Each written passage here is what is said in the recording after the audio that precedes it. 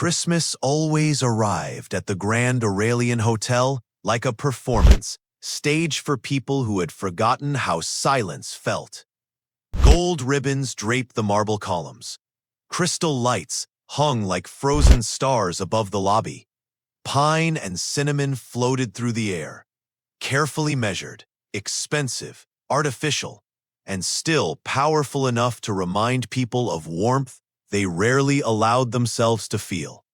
Elias Hart stood at the center of it all, a man perfectly dressed for a season he no longer believed in. His coat was tailored in Milan. His watch cost more than the yearly salary of most of the staff moving quietly around him. His name, spoken softly by investors, sharply by competitors, had become shorthand for inevitability. Success, control, the kind of man who never arrived alone, even when he did. Tonight, he was very much not alone. 7 women surrounded him like constellations orbiting a fixed star. They were flawless in the ways magazines taught perfection. Silk dresses that whispered instead of rustled.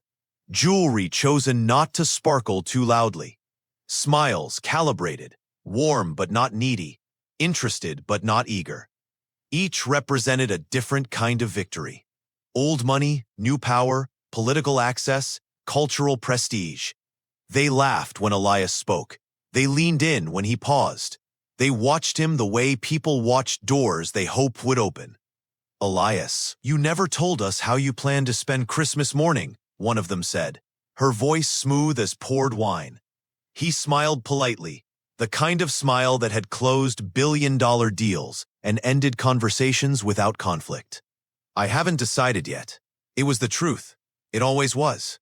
Across the room, far from the circle of velvet and diamonds, Anna stood behind the service counter with a tray of champagne flutes balanced carefully in her hands. She wore a blue uniform washed too many times. The fabric pulled slightly at the seams, tired but clean. Her name tag was scratched, the gold letters dulled by years of contact with hurried fingers and careless glances. Anna. She was 26, though the world had already asked her to be older. Her hair was pinned back neatly, not because it made her feel pretty, but because loose strands earned warnings. Her shoes pinched at the heel. Her back ached in the quiet way pain does when it learns it won't be heard. She moved through the room invisibly, as she had learned to do. Anna had grown up understanding that attention was not something given freely. It was something you survived without. She placed glasses on linen-covered tables, refilled trays, smiled when spoken to, apologized when bumped into, even when it wasn't her fault. This hotel was not cruel, but it was indifferent, and she had learned the difference early in life. She did not know Elias Hart's name. She only knew his eyes. She felt them before she saw them. A pause, a shift in the air, the faint sensation of being noticed, not like a spotlight, but like a hand hovering just above the skin. She looked up by instinct. Across the room, beyond the glittering circle, Elias's gaze had drifted, unplanned, uninvited, and landed on her. It startled him, not because she was beautiful in any obvious way. She wasn't dressed for that. Her face held no practiced seduction. Her posture wasn't designed to attract. But there was something in the way she stood, still, present, as if she were not performing for anyone. For the first time that evening, Elias forgot to respond. One of the women laughed again, touching his arm lightly. "Elias?" "Yes," he said quickly, returning his attention with practiced ease. "Sorry, but something had already shifted." Anna turned away first. She always did. She carried her tray toward the bar, her heartbeat quickening for reasons she didn't fully understand. She told herself it was nothing. Just another guest, just another look.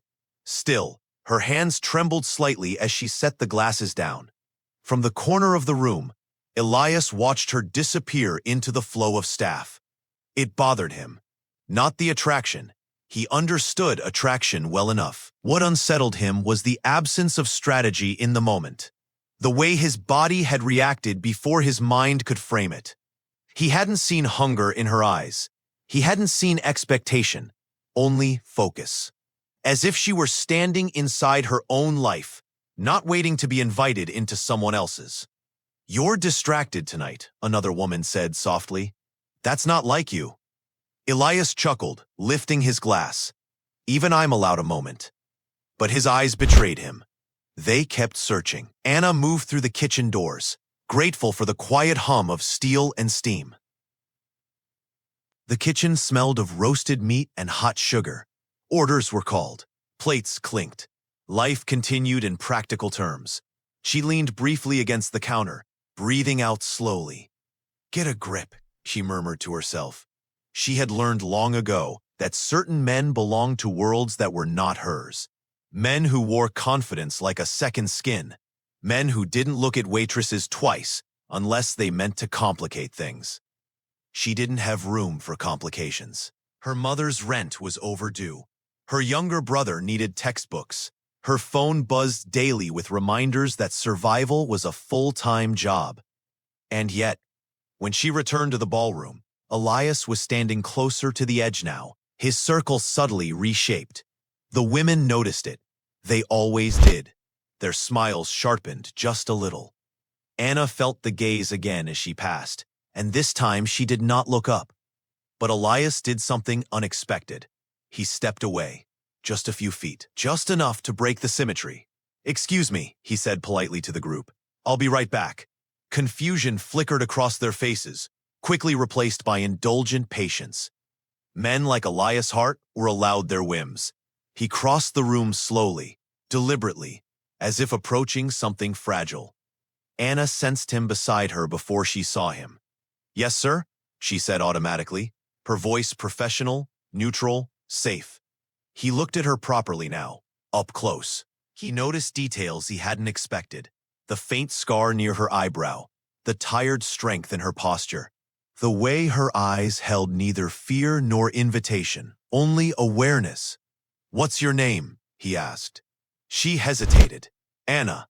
A simple name. It landed somewhere deeper than it should have. "Merry Christmas, Anna." She blinked, surprised. "Merry Christmas," she replied. A pause stretched between them, thin and charged. He realized he had nothing clever to say, no line, no purpose, so he told the truth. "You seem calm." She almost laughed. Instead, she answered honestly, "I don't have time to be anything else." Something in her tone, quiet, unembellished, hit him harder than flattery ever could. Before he could respond, a voice cut through the space. "Elias?" One of the women had followed, her expression pleasant but questioning. Anna immediately stepped back. "I should get back to work," she said quickly. He nodded, understanding more than she knew. "Of course." She turned and walked away, her steps steady, her shoulders squared. But this time, she felt his eyes stay on her until the doors closed behind her. Elias returned to the circle, the laughter resuming around him like a practiced spell. Yet something was irrevocably different. The room still glittered, the music still played. 7 elite women still watched him with interest. But the center of gravity had shifted. And Elias Hart, the man who had everything, realized that for the first time in years, his attention had been captured by someone who wanted nothing from him at all. The Christmas lights reflected in his glass like distant stars. And he found himself wondering, not why she mattered, but why she felt like the only real thing in the room. But why she felt like the only real thing in the room. The question followed Elias Hart long after the music softened and the night stretched thinner. He stood among the 7 women again, nodding at remarks he barely registered, his glass untouched in his hand. Their laughter no longer wrapped him in warmth. It echoed instead, distant, rehearsed, like applause in an empty theater. For the first time that evening, Elias felt misplaced inside his own life. He excused himself earlier than expected. There were polite protests, playful accusations of mystery, promises of breakfast invitations and ski trips, and private planes waiting at dawn. He smiled, apologized, left. Outside, snow fell lightly onto the steps of the Grand Aurelian. softening the city's edges. Elias stood beneath the overhang for a moment, breathing in the cold air, letting it sting. He welcomed the sensation. It reminded him that his body still responded to things without permission. He didn't go home. Instead, he stayed. Not in the suite prepared for him upstairs. Not in the private lounge reserved for men whose names were printed on buildings. He lingered in the public spaces of the hotel, moving quietly now, unnoticed, watching. Anna finished her shift an hour later. Her feet throbbed. Her shoulders burned. She signed out at the staff desk, tugged her coat tighter, and stepped into the employee corridor where the lights buzzed faintly and the walls carried the scuffs of decades of labor. Christmas for her was not a night of endings. It was a night of continuation. She walked past the laundry room, past the lockers, past the bulletin board cluttered with notices for extra shifts and lost keys. Her phone buzzed with a message from her mother. "Did you get paid today?" Anna typed back a yes she hoped would be enough. As she pushed open the side exit, the cold rushed to meet her. Snow clung to the pavement in thin sheets. The city was quieter here, stripped of ornament and music. She wrapped her scarf tighter and started toward the bus stop. Anna. The sound of her name stopped her mid-step. She turned slowly. Elias stood a few feet away, his coat buttoned, his hands in his pockets. Without the ballroom's glow, he looked different, less untouchable, still composed, but unmistakably human. "I didn't expect to see you out here," she said carefully. "I didn't expect to be out here," he replied. Silence settled between them. Not awkward, just present. "The buses run late on holidays," she said, glancing toward the road. I know," he interrupted gently. "I won't keep you long." She studied him, weighing risk the way she always did. All right. Snow fell between them like punctuation. "I wanted to apologize," he said. Her brow creased. "For what?" "For interrupting you while you were working, and for staring." A small, involuntary smile touched her lips before she could stop it. "It happens." "I imagine it does," he said, "but I don't usually forget myself." That honesty caught her off guard. "Why me?" she asked, surprising herself with the question. He didn't answer immediately. "I don't know," he said finally. "And that's what's bothering me." She laughed softly then, not mocking, just tired. "People like you always know." "People like me?" he echoed. She met his eyes. "Men who don't have to wait for things." Something in her words landed harder than accusation. "I wait," he said quietly. She tilted her head, unconvinced. "For the right reasons?" she asked. The bus headlights appeared in the distance, cutting through the falling snow. "That's a fair question," he said. The bus pulled up with a sigh of brakes. Anna stepped back.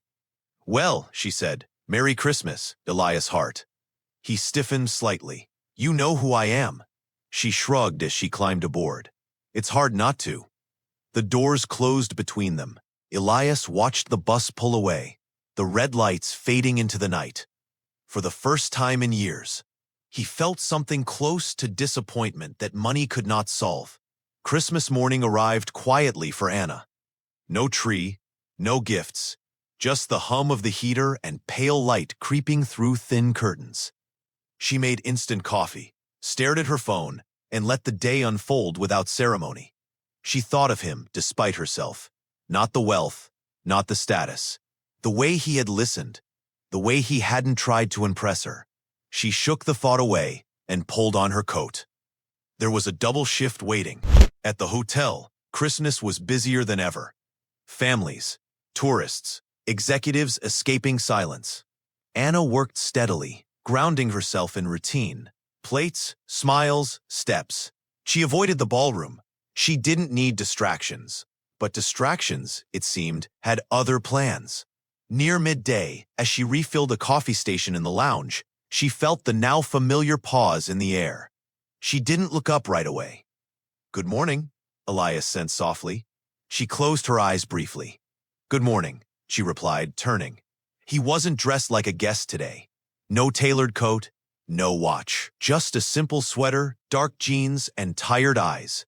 "You're working again?" he said. "I usually do," she answered. "I was hoping you'd say no." She smiled faintly. "Why?" "So I could pretend this was a coincidence." She laughed, despite herself. "What do you want, Elias?" He hesitated. "To have coffee with you."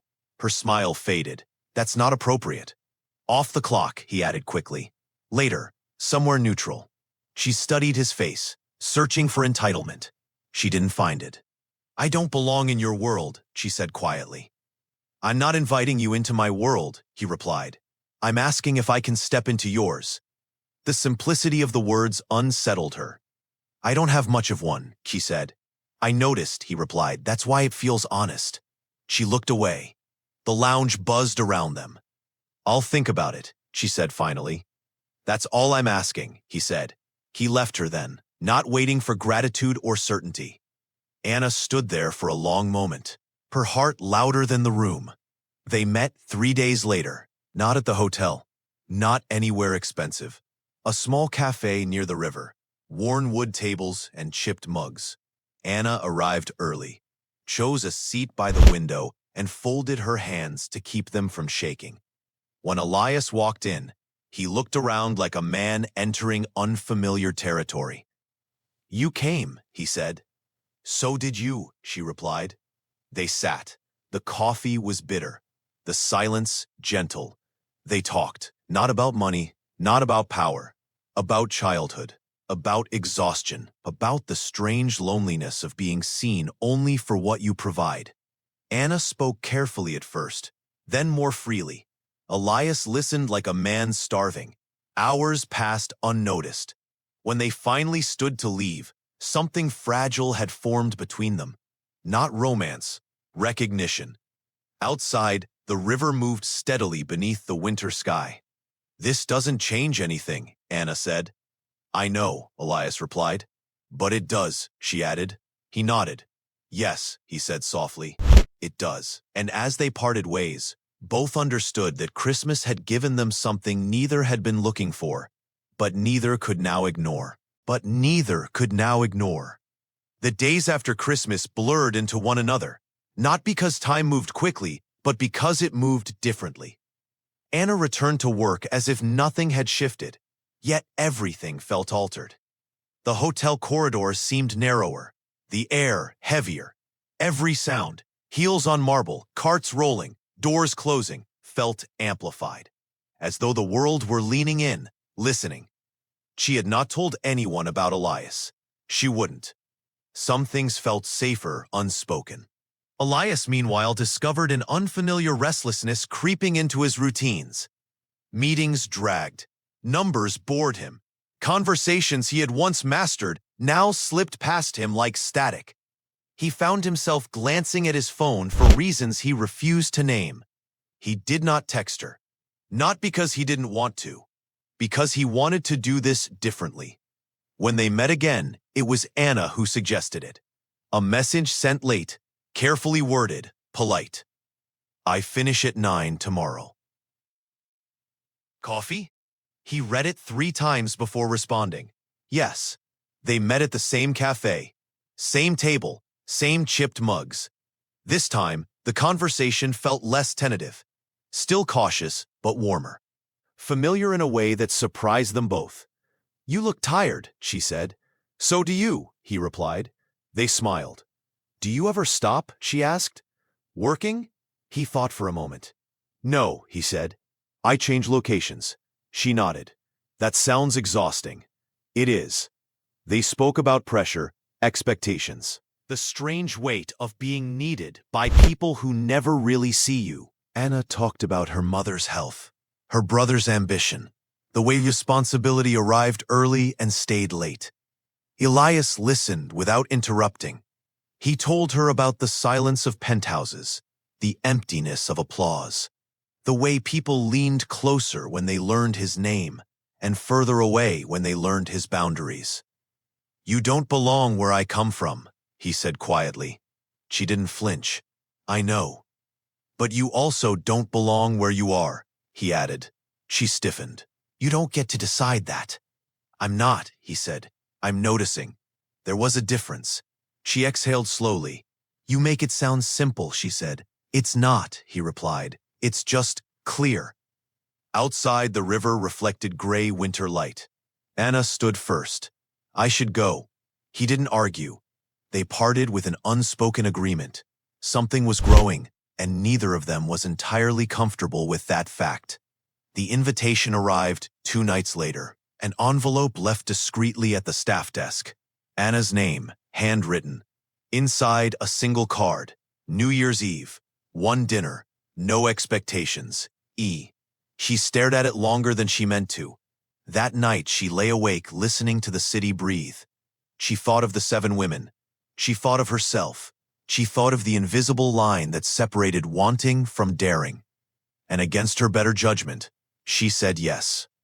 New Year's Eve transformed the Grand Aurelian into something theatrical.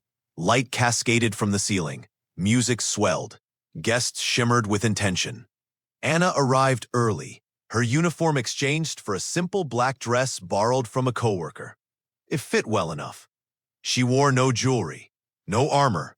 When Elias saw her, something in his chest tightened. Not awe, recognition.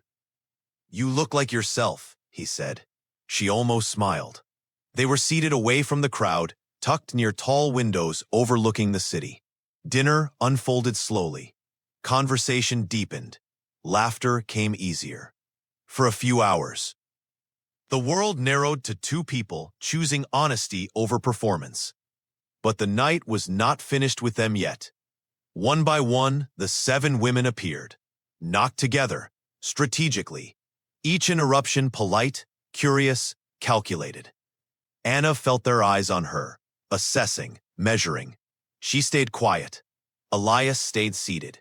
With every moment he did not stand, did not redirect his attention, something sharp flickered behind practiced smiles. Eventually, one of them spoke plainly. "Elias?" She said lightly, "Aren't you going to introduce us?" He looked at Anna, not possessively, respectfully. "This is Anna," he said. "She's my guest." The word landed hard. Not girlfriend, not companion. Guest. Chosen. Silence followed. The women withdrew, gracious but unsettled. Anna exhaled slowly. "I didn't ask for this," she said. "I know," he replied. "Neither did I." Midnight approached. The countdown echoed through the room. 10, 9. Anna's heart pounded. 8, 7. Elias turned toward her. "I don't want to scare you," he said, "but I won't pretend this is nothing." 6, 5.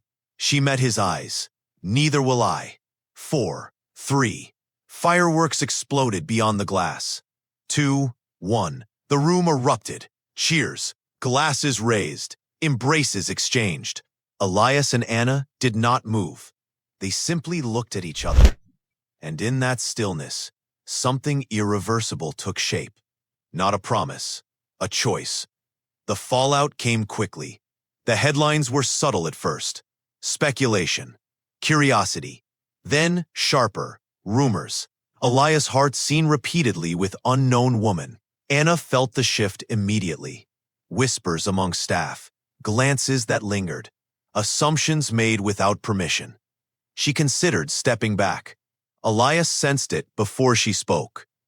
"I don't want to be the reason your life becomes harder," he said one evening, standing beside her in the quiet of the cafe. "It already is," she replied, "but not because of you." She paused. "I just need to know this isn't temporary." He didn't hesitate. "It isn't." "But it will cost you," she said. "Yes." "And you're willing?" He nodded once. "I've been paying other prices my entire life." She studied him. Then, slowly, she reached for his hand. The city moved around them, unaware, unconcerned. But inside that small, worn cafe, 2 lives leaned toward each other. Not because it was easy, but because it was true. The truth, once acknowledged, did not rush them forward. It asked them to stand still and look at what it would demand. Anna felt it first in the smallest ways. A coworker's smile that no longer reached her eyes. A supervisor's tone that softened too much, then hardened again. unsure which version was appropriate. Invitations whispered and withdrawn in the same breath. She did not blame them. She blamed the distance between worlds that pretended not to exist until someone crossed it. Elias felt it differently. His world did not whisper, it questioned. Board members raised eyebrows that carried the weight of entire markets. Advisors suggested discretion in tones that sounded supportive but tasted like warning. Old friends joked about phases in curiosity, about how long novelty lasted. He listened. He did not agree. For the first time, Elias' heart chose not to smooth the edges of himself to keep rooms comfortable. And rooms noticed. They stood together one evening at the edge of the river, the winter air sharp and clean. Lights reflected off the water in broken lines, never settling long enough to be admired. "This is where it becomes real," Anna said quietly. "It's been real," Elias replied. She shook her head. "No, this is where it costs something." He turned to face her fully. "I know." She looked up at him, searching for cracks, for hesitation. She found resolve. "What happens when they make you choose?" she asked. He didn't pretend not to understand. "When they tell you I'm a liability," she continued. "When they say I'm a distraction. When staying with me stops being romantic and starts being inconvenient." He took a breath, slow and measured. "They already have," he said. Her chest tightened. And I told them I wasn't negotiating my life anymore." The words were simple. They landed heavy. Anna looked away, overwhelmed by the weight of being chosen without condition. "I don't want to be a rebellion," she said. "You aren't," he replied. "You're my direction." Silence stretched between them, not empty but full. She nodded once. "All right," she said. "Then we do this honestly." They did. Not loudly, not for anyone else. Elias didn't parade her through rooms meant to intimidate. He didn't hide her either. He adjusted, introduced, allowed discomfort to exist without apologizing for it. Anna didn't quit her job immediately. She didn't accept gifts she hadn't earned. She didn't step into his world as a replacement for her own. They built something narrower and stronger than spectacle. Time, trust, consistency. Spring came quietly. Snow retreated from sidewalks. The river loosened. The city exhaled. Anna's mother improved slowly, the treatment steady but expensive. Elias helped, not with grand gestures, but with infrastructure, paperwork, access, advocacy without ego. Anna watched him move through those systems with care, not dominance. That mattered more than money. Her brother was accepted into university. Elias congratulated him, then stepped back, letting pride remain where it belonged. Anna noticed everything. The way Elias waited before speaking, the way he asked instead of assumed, the way he listened when she said no. One evening, months after Christmas, Elias invited her to the Grand Aurelian again. Not as a guest, not as a symbol, as a memory. The ballroom was quieter now, the decorations gone, the air ordinary. "This is where I saw you," he said softly. Anna smiled faintly. "I was carrying champagne." "You were carrying yourself," he replied. They stood in the space where 7 women had once orbited certainty. Anna didn't feel small here anymore. She felt present. "Do you regret it?" she asked. He didn't ask what she meant. "No," he said. "Do you?" She thought of exhaustion, of judgment, of moments when walking away would have been easier. "No," she said. They left together, hand in hand, unnoticed, which felt like victory. The announcement came later. Not a press release, a conversation. Elias stepped down from a board position that no longer aligned with how he wanted to live. He redirected investments, shifted priorities. People speculated. He didn't clarify. Anna moved into a different role at the hotel, one she had earned through patience and skill, not proximity. She negotiated her own raise, defined her own boundaries. They didn't merge lives overnight. They braided them carefully. There were arguments, misunderstandings, moments when old instincts flared, his need to solve, her need to endure. They learned, apologized, adjusted. Love did not erase difference. It respected it. 1 year after the night they first spoke, snow fell again on the steps of the Grand Aurelian. The city dressed itself in lights. Anna stood beside Elias, wrapped in a coat that still felt like hers. "Do you ever think about that night?" she asked. "All the time," he replied. 7 elite women, she said lightly. "And 1 waitress," he answered. She laughed, shaking her head. "I'm not poor anymore." "No," he said, "but that was never the point." She looked at him, eyes soft. "What was?" "That you were rich in the ways that mattered before anyone noticed."